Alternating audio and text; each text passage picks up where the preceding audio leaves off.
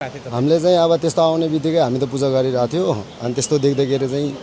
अब खासै त यहाँ डाँडामा पुगे मात्रै खोला देख्थ्यो होइन हामी त पूजा गरिरहेको थियो पूजा भित्र कोठाबाटै देखियो कि खोला आएको अनि त्यहाँदेखि चाहिँ हामी यहाँबाट आएर हेर्दाखेरि चाहिँ अब मान्छेहरू त्यहाँतिर होइन बजारभित्र मान्छे टन्नै थियो क्या तपाईँको होइन टन्नै थियो नयाँ पुलमा भयो पुरानो पुलमा मान्छेहरू थियो क्या अनि हामीले भनेको अब माथिबाट त ठुलो पानी आयो नि त भाग भनेको अनि त्यही त भने अब मान्छेहरू भन्दा म आफै पनि कन्ट्रोल गर्न सकेन म आफै पनि रुँदै त्यो गर्न सकेन तपाईँको होइन यस्तोसम्म भयो क्या लगभग अब धेरै नै लाग्यो होला मान्छे त हाम्रो विचारमा त मेरो आफ्नै पनि चिन्नेहरू यहाँ अब आइरहने विचार आफ्नो आफन्तजनहरू छ नि आमाहरू हुनुहुन्थ्यो यहाँ पढ्नको लागि आउनुहुन्छ क्या बिहान पढेर फर्केर गएको होइन अनि त्यहाँदेखि यहीँ बसिरहेको हुन्थ्यो होला बिचरा फर्केर गयो त्यस्तो अब उहाँहरूसँग अहिले पनि सम्पर्क आइरहेको छैन अब सुइसाब छ होइन यताउता चिन्ने मान्छेहरूसँग यताउता गर्ने बेलामा पनि खै अब छासो खै अब हामीले अब जोस् अब होस् बजोस् भन्ने चाह गर्दैछु होइन तर धेरै जस्तो मान्छे त धेरै डुब्यो बिचरा सुन्नु विचार गर्नु नि तपाईँको यहाँ छ नि अब एउटा खोला यति पनि नछोड्ने गरे घरहरू थियो अहिले हेर्नु त तपाईँको छैन केही छैन अब तपाईँ अब अन्दाज गर्न सक्छ कि कति चाहिँ मान्छे लाग्यो होला भनेर अब खबर त आएको थियो नि खबर त के भन्दाखेरि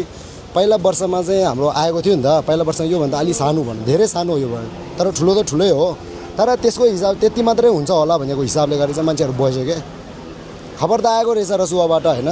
अनि तर पनि अब पहिला जस्तै नै अब होला मामुली अब हुन त ठुलै होला तर पनि बजारसम्म त आइपुग्दैन होला भन्ने सोच थियो क्या किन भन्दा योभन्दा पनि 70 वर्ष अगाडि चाहिँ हाम्रो दाइहरूले होइन बुढोपाकाहरूले भन्नुहुन्थ्यो यो नयाँ अब पुरानो पुल छ होइन त्यो पुलसम्म पुगेको थियो भन्थ्यो क्या त्यहाँ एउटा पुल थियो पहिला त्योभन्दा पुरानो पुल चाहिँ त्यो पुल लगेर मात्रै त्यो पुल बनाएको भन्थ्यो क्या होइन योभन्दा 70 वर्ष अगाडि त्यति बेला पनि तपाईँको यो बजारभित्रै त आएको छैन र क्या तर त्यो पुल लानेसम्म चाहिँ आएको थियो अरे क्या तर यो पालि चाहिँ एकदमै ठुलो हो क्या तपाईँको त्यसको हिसाबले गरेर चाहिँ हाम्रो अब हाम्रो त्रिशुलीको बासिन्दाहरू चाहिँ के सोच्यो भन्दाखेरि अब आए पनि त्यत्रो ठुलो चाहिँ हुँदैन होला सोच थियो होइन तर अचानक आउँदाखेरि चाहिँ त्यस्तो भयो हो हाम्रो विचारमा त अब धेरै नै अब हाम्रो क्षति धेरै भएको छ अब क्षति त भयो मान्छे अब तपाईँको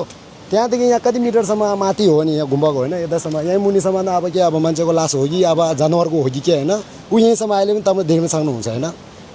हिलोमा त्यहाँ रगत त्यति निक्लिरहेछ कि त्यस्तोसम्म भएको छ त्यसैले हामीले इमेजिन पनि गर्न सक्दैन कि अब कतिसम्म केसम्म भयो होला भनेर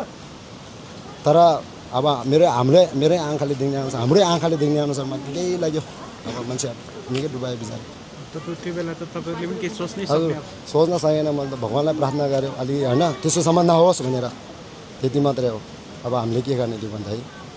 अब तपाईँ अब हामी अब सबैजनाले बुझेर चाहिँ अब बुझ्न सक्नु पऱ्यो कि अब यस्तो खोला ठाउँतिर चाहिँ अलिकति डेन्जर हो पहिला बुढोपाकाहरूले भन्थ्यो नि त खोलाको अगाडि र यो अब भिर पाकाहरूमा घरहरू नबनाउनु अलिक डेन्जर हुन्छ भन्ने थियो नि त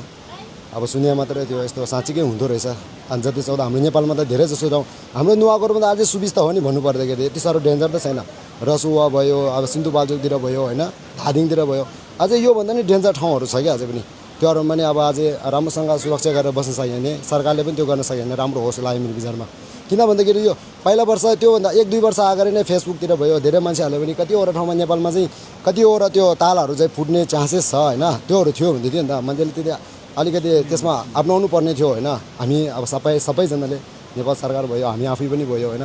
तर पनि आजको दिनमा अब यो त्रिशुली बजार यस्तो धेरै ठुलो अब पुरानो बजार होइन आज यस्तो भयो त्यसैले चाहिँ हामीलाई एकदमै दुःख भइरहेको छ त्यो